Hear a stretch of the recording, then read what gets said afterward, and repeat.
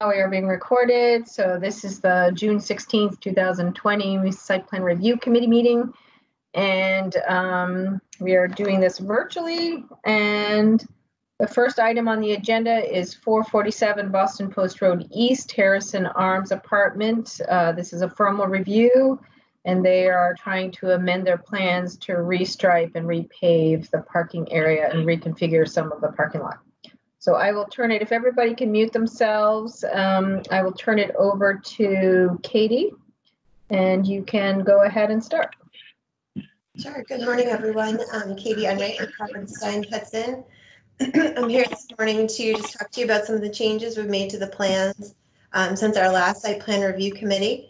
And also, oops, looks like somebody's waiting in the lobby. Yeah, I got it. So I can't see what you see for some reason, so I am not going to mess with it. But if you can see the plans, this is so bizarre. I don't know why I can't see it. Let me just play with this for a second so I can see what you're talking about. It's so weird. I don't know why I can't see it. Nope. So now, so you can still see the plan that I posted? Yes. All right. And I just requested approval. Okay. It just went away. Try it again. And there it is. Let's see. So the weird part is I can't see that. I saw it for a second and I didn't click it. So hold on. My apologies. I don't understand what's going on today. Okay. Well, I can see it. So why don't I just? Can you see my cursor? Yep, and I can request control if you'll try that again. Oh, okay, I can allow it. Now I got it. All right, you got it. Perfect. Go ahead. So you can see the little K moving around the screen. Yes. All right. So at the last meeting, there was a number of issues, most of them related to the layout materials plan and the fire access plan. So I'd like to start with the layout and materials plan and then turn to that. As you come into the site, one of the things that was requested was that we update Boston Post Road, the layout for Route 20 to show all of the improvements that actually HSH is working with the town on. So we were able to import all of those improvements in the street, and none of them affected what we were proposing to do within the new restriping, repaving plan within the site. So that was good news, certainly. As you come into the site, this movement here, there was a little bit of interaction between the fire truck wheel and the curb. So what we did was we actually turned this movement out a little bit. Oops. Oops. This went away. It's okay. All right. So see, I can't admit anybody for some reason. So let me try. I'm going to do this again. I'm so sorry. All right. Somebody is going to give you control. All right. I'll request it. So Tom DePercio, do you know how to admit people? Are you allowed to do that? No, and I don't know if I'm allowed to. Okay. Sorry. Let me allow. So let me just see why this is so bizarre. All right, let me have him call down there. Who's okay? Let me. The office. Which one? Where? Okay, let me. Okay.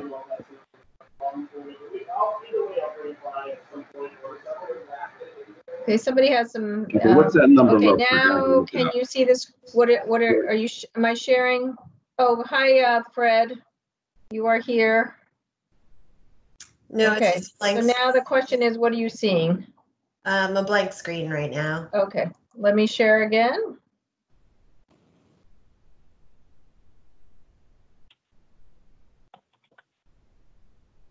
All right. All right. We're ready. Okay. Okay. So the first change we made as you come into the subject site, just to back up a little bit, we did bring in all of the Route 20 Boston Post Road East improvements that Hudson is working on.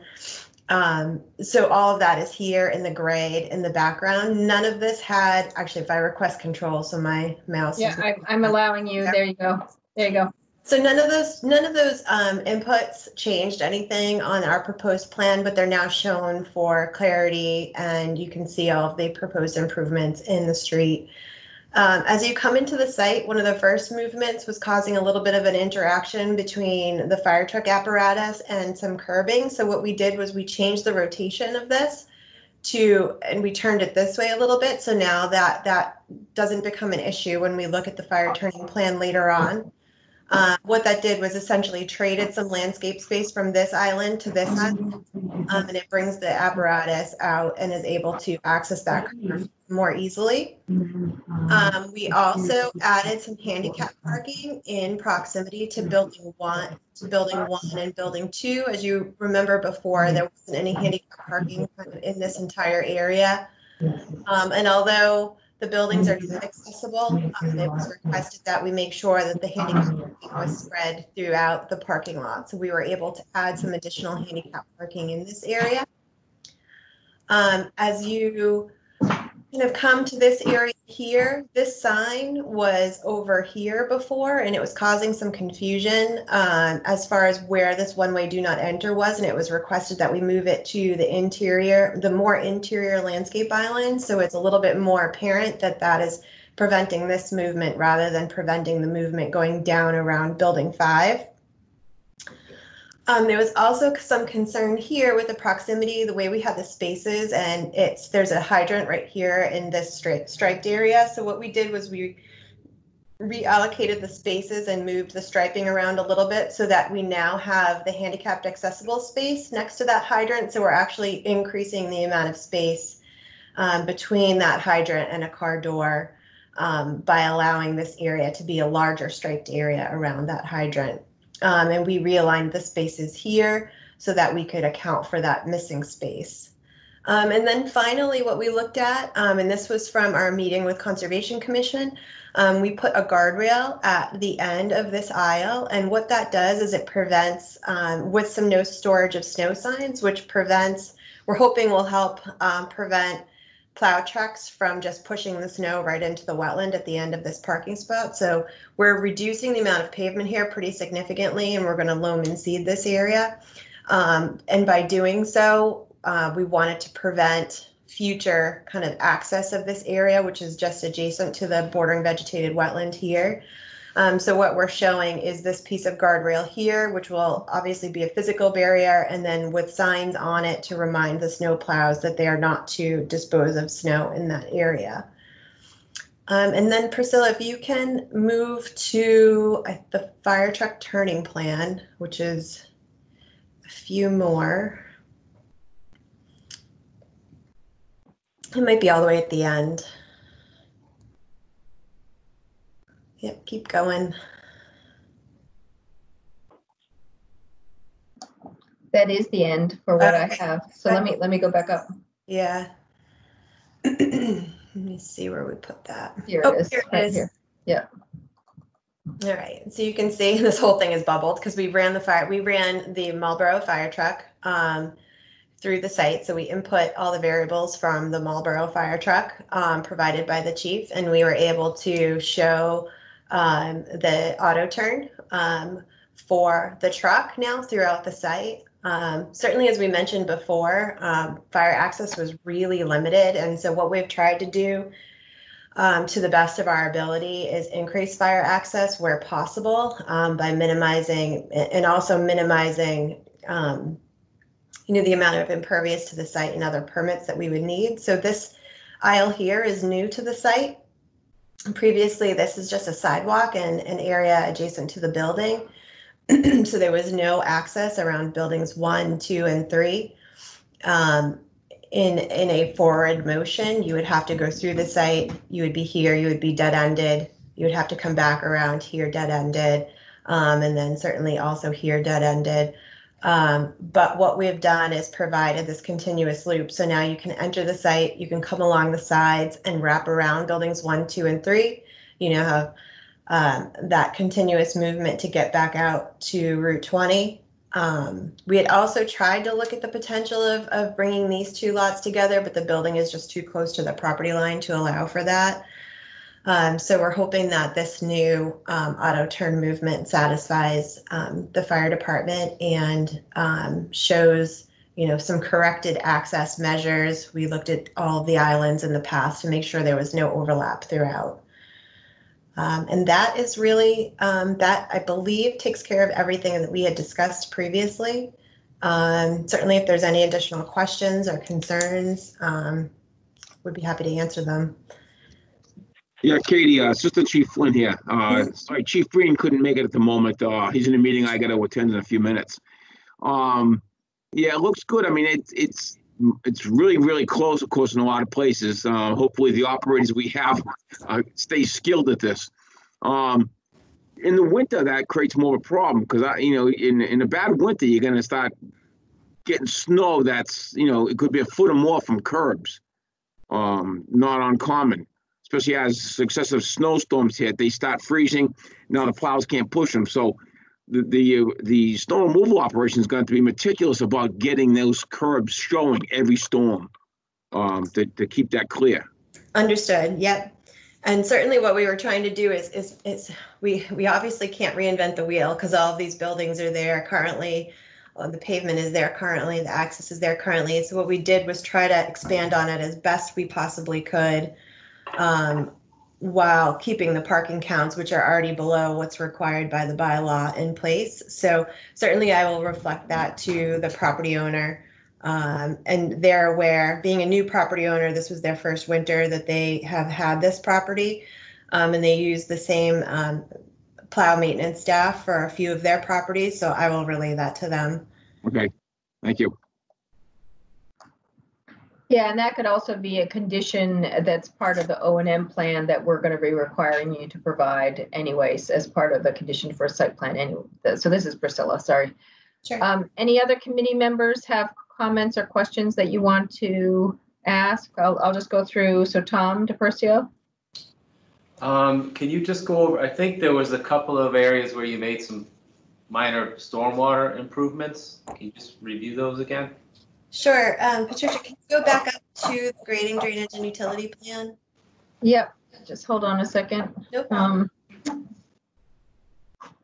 Oh, let's see. This is so bizarre. Okay. Oh, I have to request control back. So how do I do? Okay. I'll stop. Okay.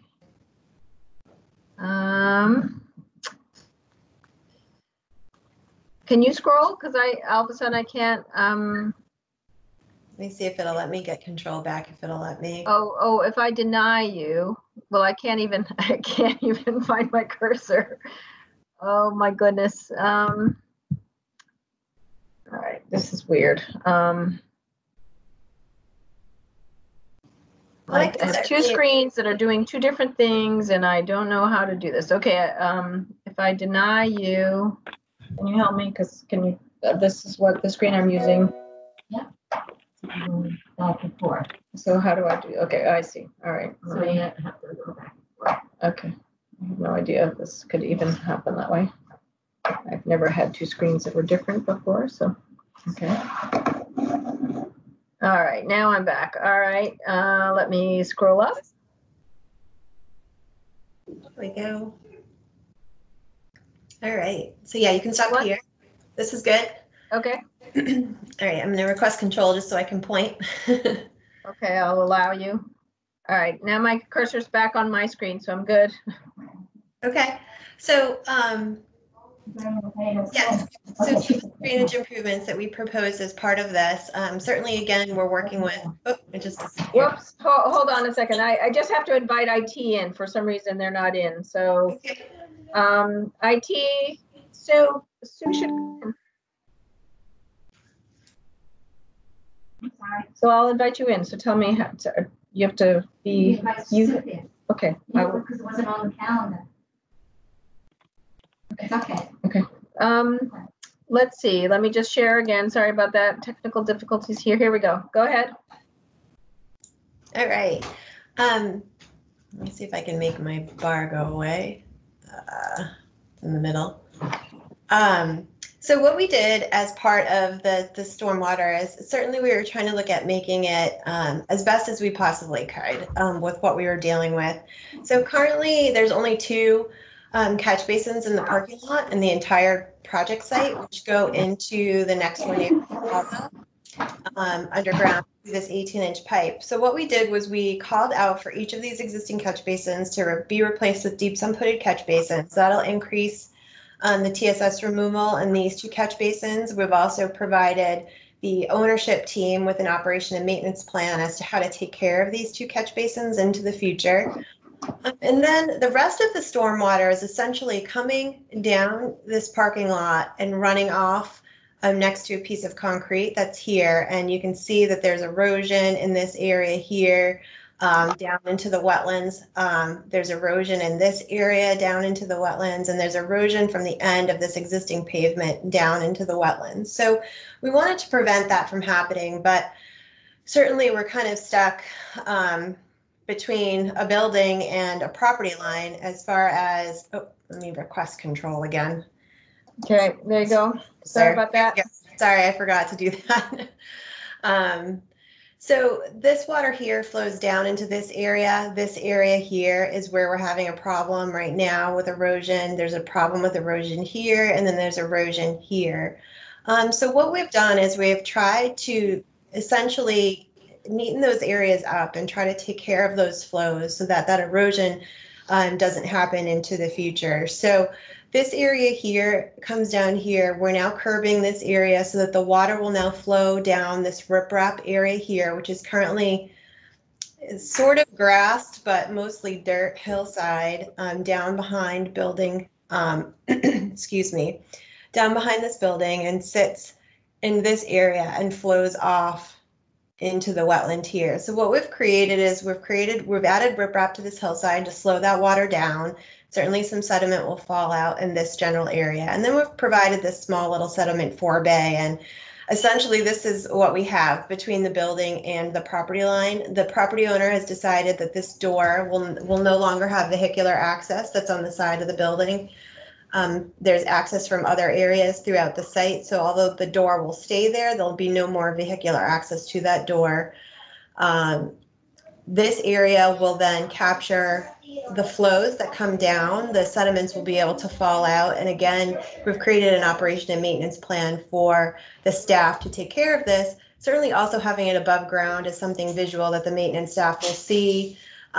This area, the sediments will be able to fall out. And then basically we've provided a riprap weir on this side so that the water then flows over a larger area as this space fills up, and therefore will not cause the kind of point source kind of that's coming out of this area now.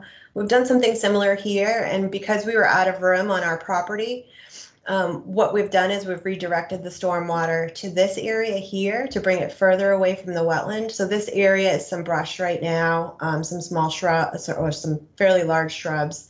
But what we're looking at doing is now grabbing this whole parking area and this area that flows down into this area, instead of sending it right out the back of the parking lot, eroding into the wetlands, what we've done is we've pushed it off to the side here and created another sediment forebay.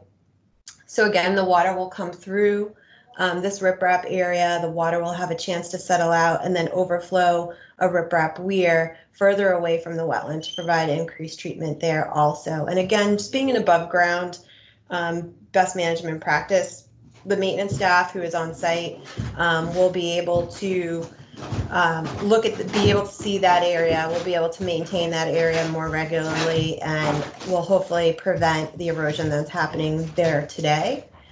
So that is what we've been able to do for essentially redevelopment of the site and trying to increase stormwater best management practices with the limited amount of space we certainly have. So. Okay. I don't have any further comments. I think they've done a good job making the best of the tight constraints that they have here. So I'm all set. Okay, then David, do you have any, Police Chief David Georgie, do you have any comments? I guess my only comment would be, I know on one of the previous screens they had, we could see arrows, indicators in the road for like the travel pattern around the building. Is that just for the diagram, or are they going to be painted on the street or the other parking lot? Right, that was actually one of the questions you had before, Yeah. or that was had at the last time. So we will make sure those are shown. I'm just seeing that we removed the note. A lot of times we write a note that says it's just for, aid only, but I don't believe we have that on here. That was meant to be taken off. So those pavement markings will be painted in the field. I know that'll help with on-site circulation and just reinforce the signage that's out there. Right. That's what I was going to say. I definitely think it would help. I think moving that "do not enter" sign from the one island to the other definitely was a good improvement. But outside of that, I'm good, Priscilla. Okay. And they're before conservation, and we'll be reviewing this on Thursday, I believe. So we'll be just talking about this improvement that they've done with the drainage, which is great. I think, Katie, one question I had, because I went out after that meeting, is that channel sort of looks as if it's been sort of filled in over time.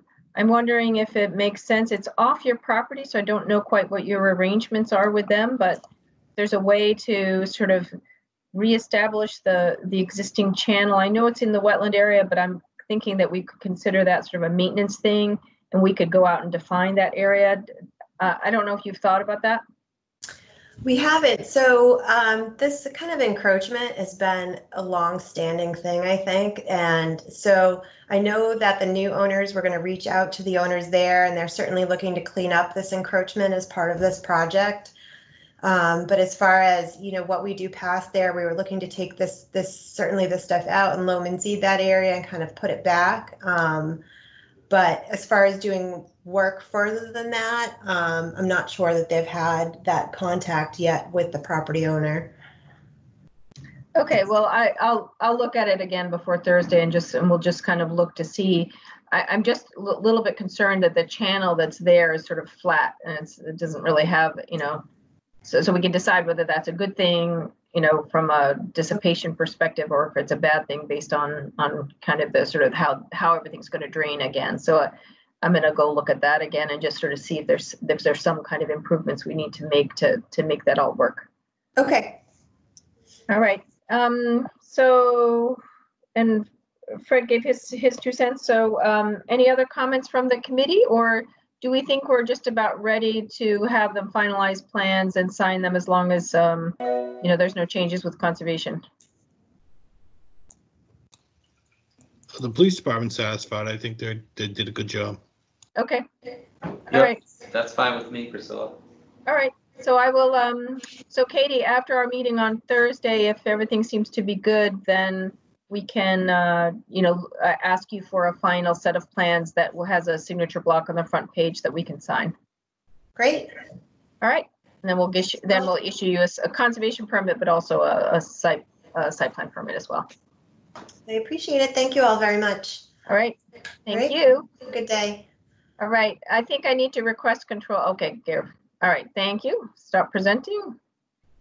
See if I can do this next. All right. Now, our next item on the agenda is 704 Farm Road.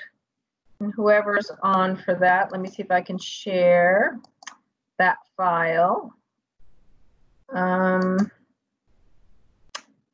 704 Farm Road.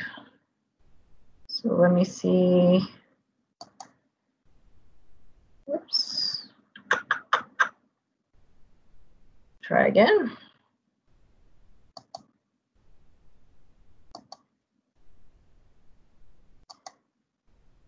All right, do you see it? And Vito Colonna, are you on, or Bill Pizzoni? I'm on. I don't know if Vito's here yet. Okay, somebody is just being entered, and I don't dare do that, so. Is Vito Colonna on the meeting? Hello? Hi, Vito. Hello?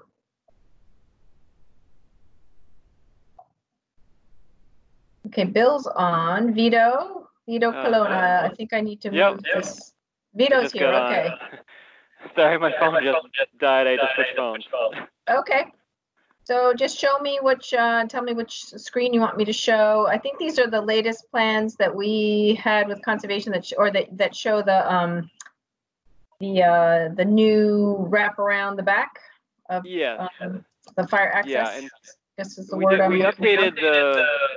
the full site plans. Okay, I did you don't know send if it you- to me, or is this the only? I guess this is what I loaded, and Yeah, I just sorry. sent them over this morning, so you probably didn't even get them. Oh, But it's I the only same loaded exact one thing. layout. It's the Let's same see. exact layout. We just did all the grading and the drainage associated with it. Okay. So the major takeaways from last meeting was fire access, trying to get access around the rear, and also no dead ends within the site. So we provided this 20-foot wide fire access around the rear of the building, and it would be signage on each end of it so that it wouldn't really be open to the public. Just a sign just saying it's a fire lane, do not enter. So it would be more just for fire access and any kind of maintenance if they wanted to drive back there by site facilities, but it wouldn't be really for delivery vehicles or something like that. And we did send it over to Chief Breen, and he did have a chance to take a look at it. And I think he had liked the proposed layout, just because it did provide that 360-degree access around the whole building. So we did update the plans too with some drainage on there and to accommodate that extra impervious area. And essentially we've collected, I would say, the rear left quadrant with a new storm scepter to collect and treatment, and then expanded a dry well back there. And then the other leg of it, we were able to drain back to the parking area and just expanded the other system that was on that side. So we're So talking essentially so essentially we've just taken that whole new area and infiltrated that also. So there wouldn't be any increase in runoff from that new driveway around the back. Other than that, that was essentially the only change. We kind of just wanted to try to keep it basically the same as we had without any major, wholesale changes to it, but also provide that access. Okay. And then for conservation, we had talked about snow storage. Did you upgrade that on any of the plan sets? Yeah, we just basically labeled where the snow storage would be. I know we had talked about last time having it on paved areas. Trying to create a paved area to have the snow storage. We had just shown it in the grassed areas rather than the paved, just because we didn't really want to expand the pavement just for the snow storage. But most of the snow storage would be outside the buffer zone. That front area, is well outside the buffer, and then the rear two kind of areas are outside the buffer or right at the 100-foot, line. The kind of the tails of each one of those two ends where you naturally push snow off the ends. Right. So I think one of our concerns is that we do want our landscape area to be landscape area and not get sold or destroyed because of the snow. So we do sort of want to see the snow on pavement, or else an agreement that you're taking it off site, because I don't think we want it in sort of in the designated. Okay, we could designate some areas then. You could show some areas that use up some of the parking, I guess, to keep snow on there. Or kind of pave out some areas, just to make some, so they can clean it up a little bit easier, I guess. Yeah, I guess I defer to Tom DePercio. What are your thoughts on that? I mean, I know that normally we want it on pavement, and in cases like this, I mean, it's not high use, it's not huge turnover, but what are your thoughts? Yeah, I would agree with you that there's sort of maximizing the site as either parking or landscaping, so it does make it tight for snow storage. I don't know where they are with their required parking versus the number of spaces, and if they can dedicate sort of the end of one of these lots, some of the spaces for snow storage. Yeah, we could do that. We're over on our minimum required parking. I think we have 75 spaces, and there's 27 staff at a time, and you have some overlap. So we do have some excess spaces that we could designate, as that. Yes, why don't we the do ends of each one. that could be the solution. So if you wanted to show that, and then we can discuss that at the commission meeting on Thursday, then we can finalize that. That would The only satisfy. other thing I know you wanted to see coordinated too was the landscape, and I sent that off this morning to the landscape architect. So, so they'll have something updated hopefully by that Thursday meeting too. Okay, that sounds good. Any other thoughts? Fred, are you still on with us? I think Fred's off, but I know that Kevin Breen the fire chief did like this new configuration, so I think he was all set with that. Does this change anything else for either police or engineering? So you said you sent the new grading plan, Vito, today? Yeah, it was this morning. I'll resend it right. I can send it directly to you too. Okay. Show you the Yeah, grading it plan. shouldn't change much, but we'll just give that a quick review when I see that. Okay.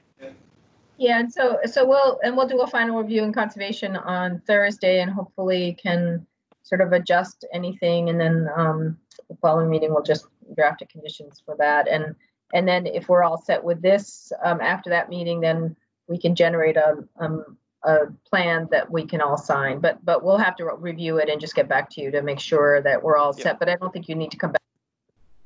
Okay. That sounds good. Major thought process. Yep. Our review. So I think we're very close. All right. Well, thank Okay. you. All right. So we'll close this for. I mean, we'll just wait for those changes, and then as long as conservation, there's no major changes there, we'll ask you for the final plan for signature. All right. That sounds good. All right. Thank you so much. Okay. No problem. All right. Thanks. Okay. Bye. Bye. Bye. All right. The next item on the agenda is 505 Boston Post Road. So let me see if I can pull up. So this is a new thing. So IT might be able to help me. I'm trying to pull up a PowerPoint. Let me see if I get the right one.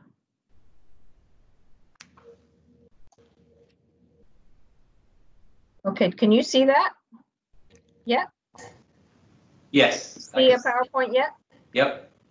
Oh, good. Yay. Oh, whoops. Well, let's see. I want to show it. Miss Priscilla, you have to enable editing. Okay. So do I X out and go back in? No, ma'am. On the middle where it says enable editing, In the yellow bar. the yellow box. Oh, well, so I can't see that right now. So let me go back. This is so strange. I don't know why I can't see what you see. Okay, let's go back to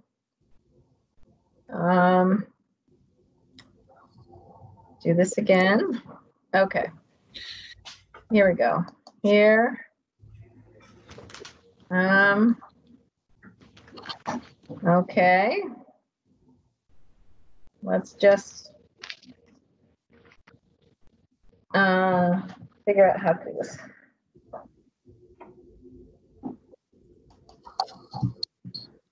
Go to your PowerPoint.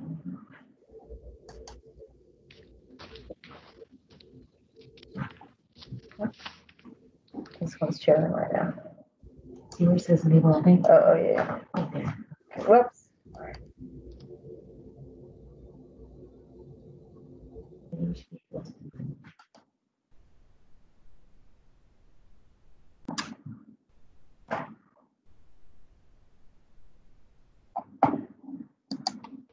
Sorry, guys, I'm still trying to figure this out. So what can you see on your screen? Because my screen is not showing what you guys are seeing. Okay, so I guess I am showing you, it's a green picture, is that correct?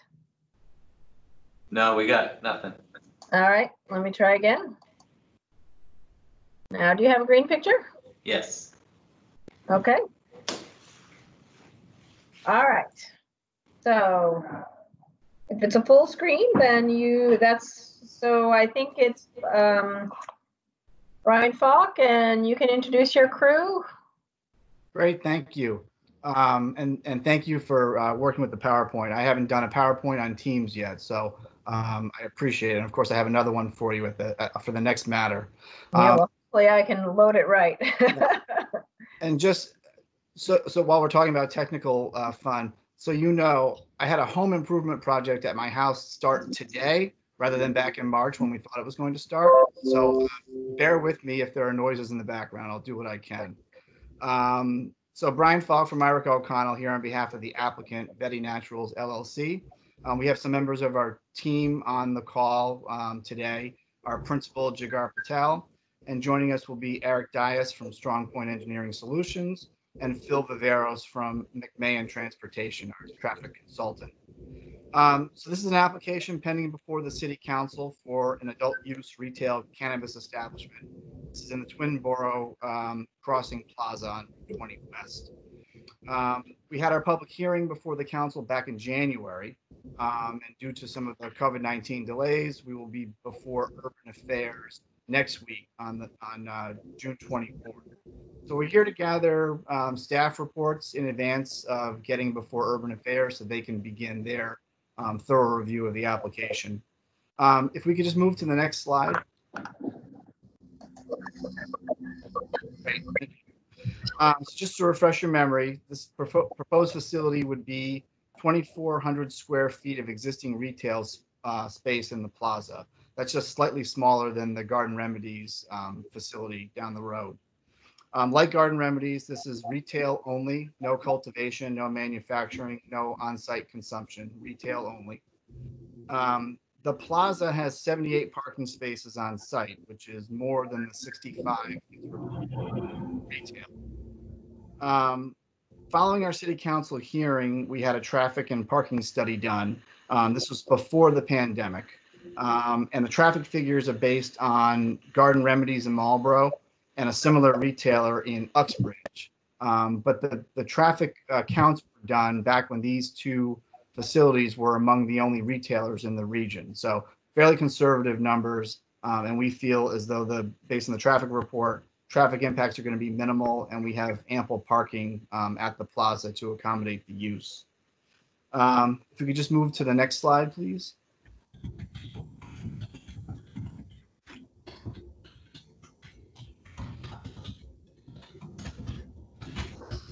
All right, I'm trying. Hold on a second. No problem. Now I got a couple bullets that'll pop through. If we just get to the next visual. Oh, okay. I see. I am traveling. Okay. Next visual is this one. There you go. Great. Yeah. Thank you. So again, this is our existing conditions plan. We're not proposing any changes to the plaza, just interior tenant fit out.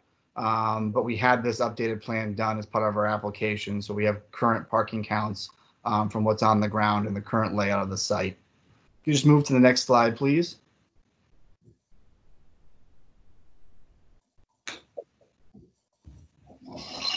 So this shows our proposed floor plan. This is very similar to Garden Remedies, where everyone would enter through a secure vestibule where their ID would be checked before they go in the first door, checked again once they're inside, and then they would move into a secured waiting room before they're able to access the display and dispensing area. One change we made following our public hearing based on feedback from counselors and from our meeting with the police chief was we have two doors, obviously, because this is two existing retail units being combined into one. We initially had customers leaving through the door that's off of the retail space. But we made a change so that that's going to be emergency exit only. Customers will come in and out through the secured vestibule, which we think will help further enhance our security. And based on that floor plan, what you're seeing that's depicted is the front of the house where customers and employees will be. The back is we blocked that out for security purposes. That's essentially the back of the house where we'd have employee break room and vault and other things for back of the house operations. Just move to the next slide. And this one, sorry, Priscilla, you have to click through. Great. So this just gives you an overview of our permitting status. Our first item that we did was get a host community agreement with the city back in October. Based on that host agreement, we will be paying a 3% impact fee.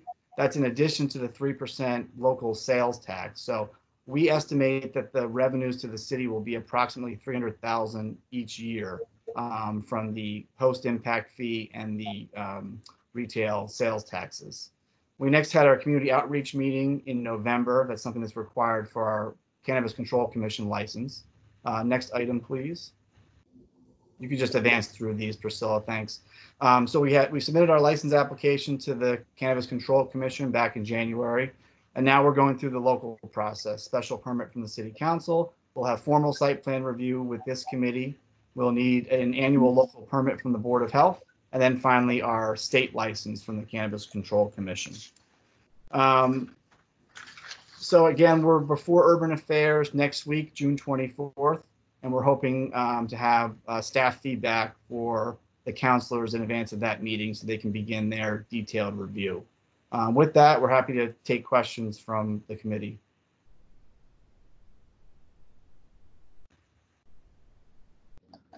Okay, anybody? So let's just go through. David, Georgie, any comments on this from you? Yes, I just had a question. I might have missed a bit of the beginning, Brian, about the traffic study that you had done. Yeah. Can you just go back to that, Priscilla, and show that again? I missed a part of that conversation. I don't know that there was a slide. Was there a traffic slide? No. There's not a traffic slide. I thought there was a slide you showed something. Sorry. No, there was just a slide of the parking lot. Yeah, we provided a copy of the traffic and parking analysis to the committee and to the council. Which I sent to everybody either it was early, sometime last week. Whenever Brian sent it to me, I forwarded it out to you guys. Okay, all right. My apologies, and I'll take a look at that. No worries. This is Tom. I took a quick look at it and didn't have too many issues, but one question. Normally, as part of a study like this, they would look at sight distance at the entrances to the parking lot, and I'm wondering if they did that on the Boundary Street entrance. If you're exiting onto Boundary Street looking north, the sight distance is a little bit limited there. I didn't know if they actually measured it, or if they did, what it does measure. And I think I'm wondering if there's some things that can be done to improve it in that direction with either vegetation or a little bit of grading maybe. But I didn't see any measurements in the report. Phil or Eric, would you be able to field that one? Hi, excuse me. This is Phil Viveris, the traffic consultant with McMahon Associates. We prepared the assessment in question. And to answer your question, we did not do a site distance evaluation at the driveways. Certainly on Route 20, the driveway that's there appears at a cursory level to be on a straight path and seems to have adequate site distance, obviously with the signal that's there nearby as well. But we did not go out and do field measurements at this time. I think it would be warranted, at least at the Boundary Street looking north, as I said. I know it's an existing condition, but to the extent that we expect the traffic to increase with this use, I think it would be good to see what that is and whether it could be improved a little bit. Yeah, I mean, certainly that's something, if this committee asks us to do, we certainly can do. I would note that we expect most of the traffic coming to this facility to come from Route 20. Obviously, there'd be some traffic from the north and south as well, but just given the volumes that we looked at in terms of historical volumes and such, we would expect that most of the traffic would be arriving to this site by Route 20, either using the Route 20 driveway or turning at the signal at Boundary Street from the south and coming from that direction into the driveway. Just to follow up on Tom's point, though, I think if they were exiting onto Boundary Street, I think that's where some of the concern is. Sure. Turning north on Boundary Street, exiting the property. That's where the sight distance is a problem. Traditionally, it's always been a problem. This is Eric Dias of Strong Point Engineering. Just taking a quick look at this. I know Tom mentioned maybe some vegetation management, and just looking at the Google Street View real quick, you can see it is very built up in that area. So certainly, should we move forward when we come back for formal site plan review, we'll make sure we take a hard look at that. And I think there's probably something that we can do to help alleviate the situation. Okay. All right, and I don't think we have fire here, so, and have you checked in with Jeff Cook too, just about parking and everything? Because I know that was the issue at the Gardens one, that sort of the parking lot striping and the handicapped accessibility stuff had not been addressed because it was an old facility, and I guess we're looking to make sure that that's here. And if he's already talked to you about that, then great. I just wanted to make sure that gets raised. I believe I discussed it with him back when we filed back in January or before then, but obviously he's not here today, but I'll make a note to follow up with him on that point. I believe compared to the state of the plaza with Garden Remedies back when we did that project, I think this plaza is in better shape with the striping as it is, but I'll check with Jeff to make sure he's comfortable with it. Okay. I know that he had said he couldn't make it today, but I think that was one of his issues. So we'll just have to make sure he weighs in. So that needs to be resolved. I have no wetlands or conservation related issues, so I have no comments. So it sounds like there's some traffic questions and stuff that needs to go to City Council. So I don't know if Tom or David, if you wanted to, and we can get Jeff's comments too, and just to I guess you can give them individually to City Council so for their review of a special permit. Does that make sense? Yep, I can do that. Okay. Yep, I can do that. Great, thanks. Again, the committee's meeting on June 24th, Thursday next week, or Wednesday next week. Okay, so comments should just get to City Council prior to that. So the 24th is next week. So if Tom and I'll convey that to Jeff too, so that all three of you have weighed in, and I'll make sure that I don't know if fire has any issues with this at all, but did they weigh in on the Garden Remedies at all? I don't recall. That plaza here? was so wide open, Yeah. easily accessible. I don't think they had any concerns with it as it was. Well, I'll send everybody just an email just to remind them to make comment to City Council. Okay. Anything else on this one? All right. If not, then let's move on to the next one, and let me see if I can. Thank you, everybody. Manipulate the new slideshow. So I know I have a new PowerPoint that's Valeris, which is 339 Boston Post Road, which is our next item. Let me see. I will enable. So do you see it yet? Nope, you don't. Let's see. I think I have to share it one more time. All right, now, no. So that's bizarre. It's, all right, let me try again. I can see it. Yep, we've got it now. You got it? Okay.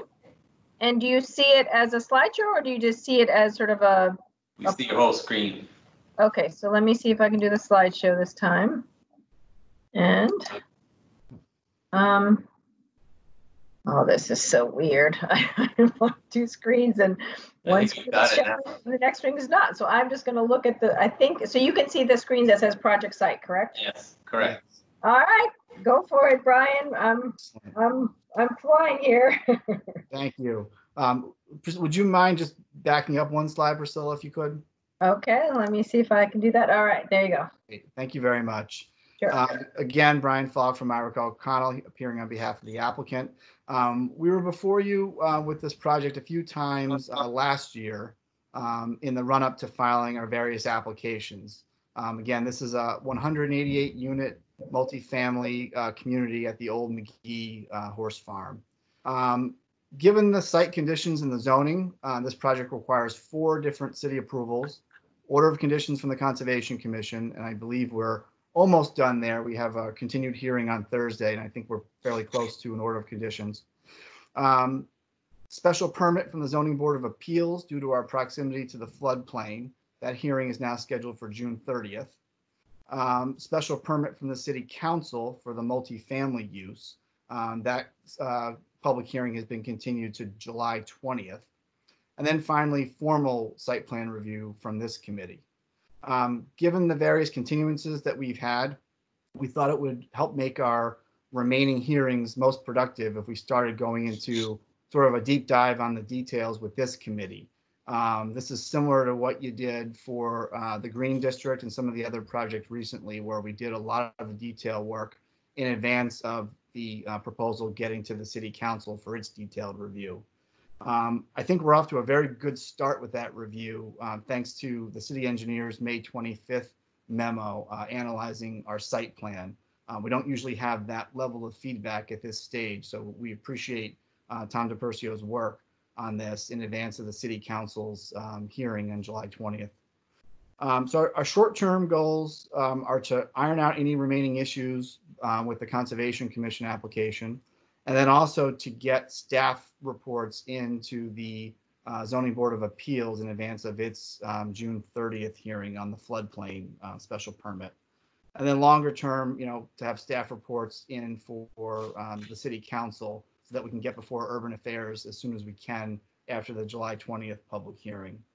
Our design team is going to highlight some of our responses to Tom DePercio's memo. I just want to briefly walk through the proposal again so everybody's memory is refreshed. Priscilla, if you could just move to the next slide.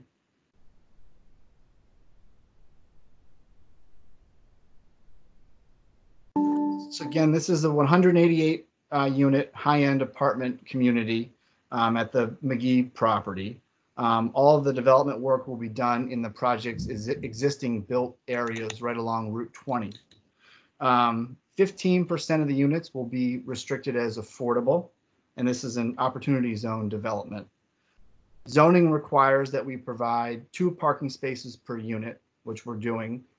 That's more than the parking that has been required for some of the other multifamily projects recently, including the Green District. We're going to have more parking per unit than those facilities based on the zoning that applies here.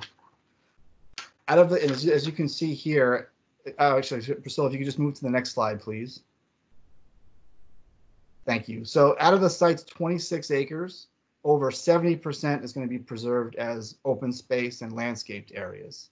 You remember that the city declined to exercise a right of first refusal on this property back last year. But nonetheless, this project is going to preserve the bulk of the open and green space on the project. We believe the drainage improvements from this project will reduce the risk of flooding that could potentially impact neighboring properties. With respect to the floodplain special permit, we believe we easily meet the criteria that's within the ZBA's review, which is limited to impacts on floodplain and impact on adjacent properties with respect to flooding issues. And we can get into that in greater detail later. You just move to the next slide, Priscilla, please. Thank you. In terms of revenue from this project, we did a fiscal analysis that we've submitted to the city. We estimate that total revenues from the project will be $730,000 per year.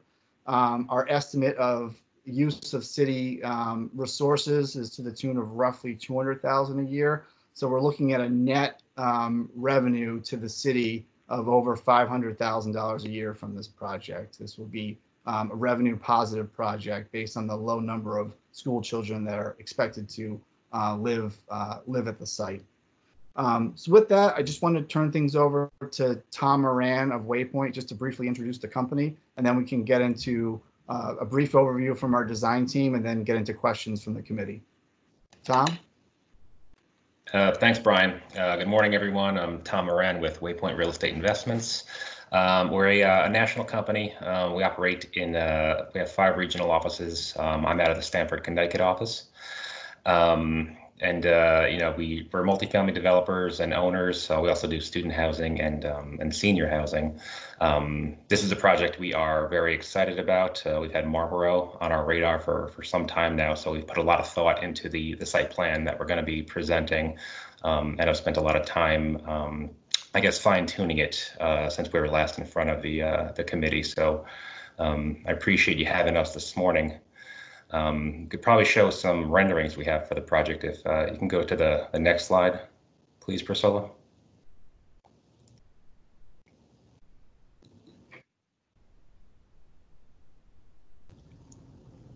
You see it yet?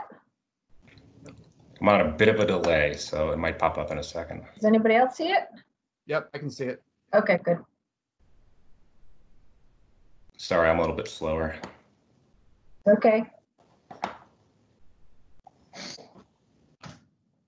So what should be the next slide is, there it is. That's a view looking east. Those are the two buildings that front Boston Post Road.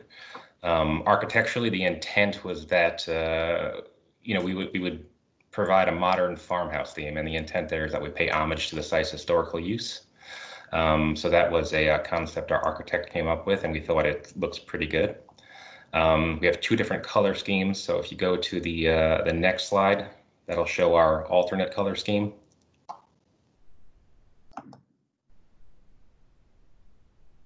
There you go. Yep.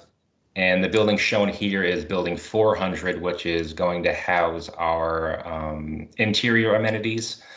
So the foreground is showing the leasing office and the other amenities, fitness center, club room.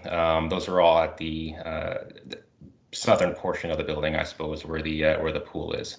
And again, this shows our lighter color scheme, but still, we still have that modern farmhouse theme architecturally presented. So again, I appreciate the committee having us today. And with that, I'll turn it over to Alan and Major to discuss the site plan. Yep, thank you, Tom. Good morning, everyone. For the record, my name is David Robinson. I'm the site designer with Allen Major Associates. I'll just be giving a high-level presentation on the general project, as well as the major changes that we've had since our last in-person informal site plan review committee meeting all the way back on November 19th. As Brian mentioned, the project proposes to construct 4 buildings supporting 188 units with 376 parking stalls, giving a 2-to-1 parking ratio. There's a proposed amenity area at the rear of the site, landscaping, paved access drives and parking, subsurface infiltration systems and a closed drainage system to handle the runoff, and utilities to support the buildings, including public water and sewer and private electric and gas. The project also proposes a looped walking path utilizing existing horse path, while also adding a dog park at the interior of that loop path. And maybe, Priscilla, if you can maybe scroll down to the next colored plan, the color presentation layout plan. Is it part of this PowerPoint? Yeah, it should be. All right, nothing's advancing, so let me just. Might be back a few slides, Priscilla. Oh, Okay. sorry. Let me go back then. Hold on. Yeah, Brian's right.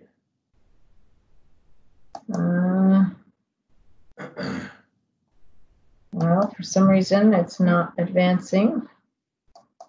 Let me see. So let me just. I think it's slide. Well, are you seeing anything advance? I'm not seeing anything advance. No, it's okay. Just keep trying to pull the site plan up, and I'll keep going here. So since that November informal meeting, we've had several conservation. Okay, let me try this again. Yep. So it's slide 3. Oops.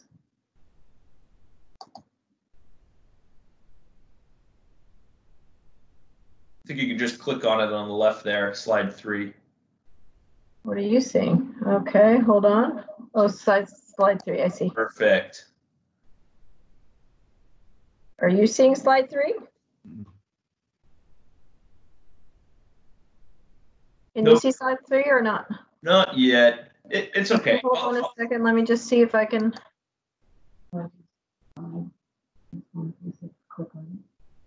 Yeah. Oh, here we go. There we go. Thank you very much. Whoops. That's the one you wanted? Yeah, perfect. Okay. So this Very kind of shows the whole site from front to back. So since that November meeting, we've had several Conservation Commission meetings. We've revised the site plans and layout significantly, including compressing the site further into that main developable area, which was previously developed, to reduce impacts to the resource areas on site. And we added additional floodplain storage per comments from the engineering department. And then, as Brian mentioned, we also received a comment letter from engineering this past May 25th, which we'll be reviewing and incorporating those comments into the next revised plan set. So some of the major changes since that November meeting have been we've added the parking lot K out parcel, and we added a sidewalk to connect that to the main development area. Our plans also now incorporate the Mass DOT proposed site plans, as they'll be reconstructing Route 20 in the near future. We reduced the overall number of garages on site to get that 2.0 parking ratio. We did perform test pits out on the site, and we found that we could lower the site by approximately 2 feet to reduce import fill volumes and reduce retaining wall heights and proposed slope lengths. And that site lowering was based upon that test pit data. We also had some minor grading revisions to the interior driveway and parking aisles to accommodate the revised grading and drainage layout. To the north of building 200, we previously had a grass swale that we converted to a surface infiltration basin for additional recharge and water quality treatment. And we also revised several of the slopes to retaining walls to reduce the overall program footprint and reduce impacts to resource areas at the perimeter. In the previous iteration, we had 6 total underground infiltration systems. These were revised to 3 consolidated systems with larger footprints, and the general drainage scheme was updated to reflect the new grading. And then we also just updated the sewer network rim and inverts, and we added a wetland replication area, and relocated the dog park and updated the landscaping as appropriate based on those changes and the addition of the retaining walls. And I think that's pretty much most of the high level items that have changed since that first November informal meeting. At this time, unless Brian or Tom have anything to add to that, I'd like to just open it up for discussion.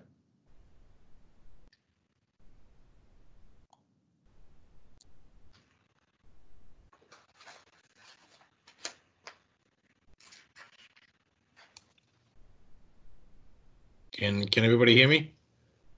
Yep.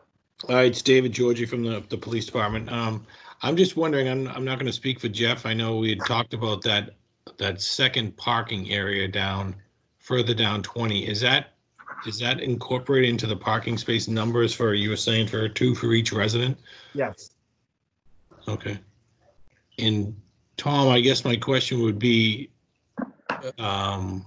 with the Mass Highway project there in Route 20, how does that the sidewalk play into the time frame for their project too? Yeah, so the sidewalk on both sides is part of that project. As of now, that project is scheduled to go to advertise for bid basically a year from now. So we're probably a good couple of years at least away from that sidewalk actually being there, if that's the question. So it's my understanding, David, this is Priscilla, that and I think we've had this discussion a couple of times, and I guess Brian or Tom Moran can tell us, but my belief is if they couldn't get an occupancy unless that sidewalk was in. So if the Mass DOT is not done yet, then they would build that sidewalk. Is that correct? Yes. Okay. Okay. I think that was a requirement from Jeff as well, that there was no way that if that was required parking and it was required, they had to do that. The other change that occurred, Tom, that you may not have seen, Tom DePercio, is that the satellite parking needed to, they had to do some drainage on that as well. So they had to do some drainage improvements on that facility too. And Dave Robinson, do you want to just touch on that or? Yeah, I can touch on that briefly. So previously, we had proposed that out parcel parking area as porous pavement, but that doesn't really necessarily get the best pre-treatment. So we revised it from porous pavement to just standard pavement, and then we put in a small subsurface chamber system. We did a couple of test pits out there, and it basically just is treated by a water quality unit, subsurface infiltration system, and that discharges to a flared end section for velocity dissipation before it trickles down to the wetlands in that area. So we think that that's a significant improvement for the drainage on that small lot.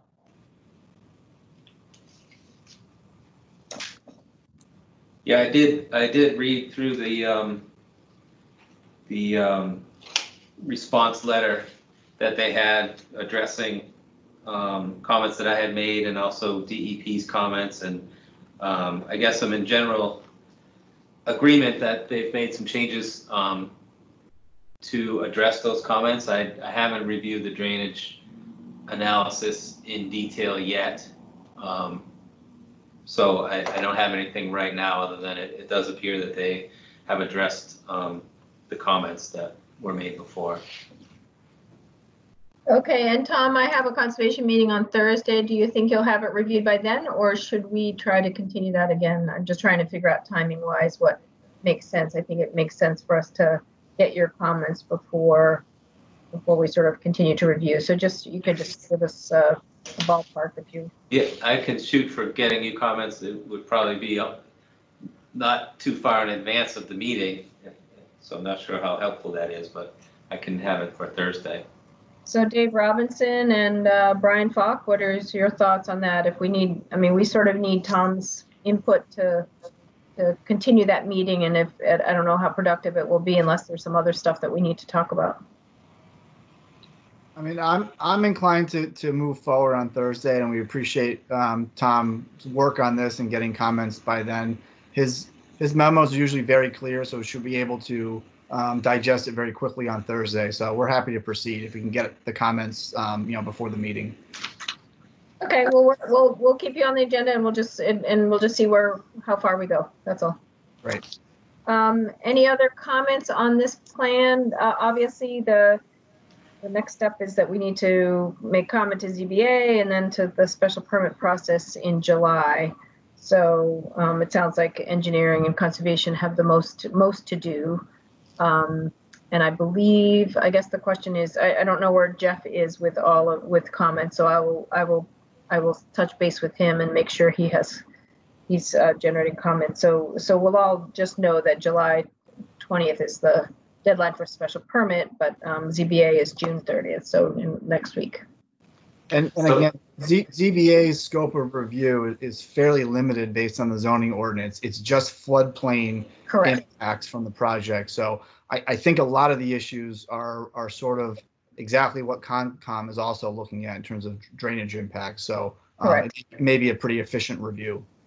So maybe the focus on Thursday, if nothing more, is really just to resolve that floodplain issue and just to get some concrete result from City Council,